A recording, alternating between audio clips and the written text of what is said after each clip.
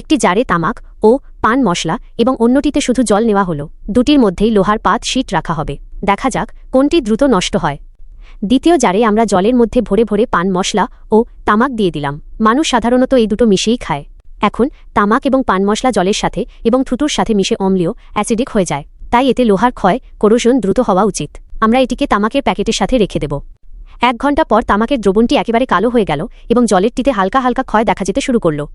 2 দিন পরের ফলাফল দেখলে পরিষ্কার বোঝা যাচ্ছে যে তামাকের দ্রবণটিতে বিক্রিয়া দ্রুত হচ্ছে এবং জলেরটির অবস্থা 2 দিন আগের মতোই রয়েছে।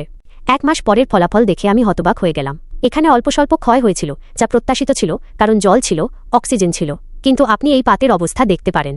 ক্ষয় হয়েছে, কিন্তু এখনও এটি শক্ত আছে। মুছড়ে দিচ্ছি, ভাঙার চেষ্টা করছি, কিন্তু ভাঙছে না। কিন্তু 1 মাস পর প্রথমত এটিকে গন্ধ নেওয়াটাই এত কঠিন ছিল এবং এর উপরে পরিষ্কার দেখা যাচ্ছিল যে বিক্রিয়া হয়েছে এবং হাইড্রোজেন গ্যাস তৈরি হওয়াও সম্ভবত শুরু হয়ে গিয়েছিল।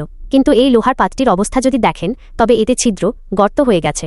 যদি আমরা 3 মাসের বেশি রাখতাম, তবে সম্ভবত এটি উধাও হয়ে যেত। সুতরাং যদি তামাক জলের সাথে মিশে এই লোহার পাতের এই রকম অবস্থা করতে পারে, তবে আপনার শরীরের কি হাল করে।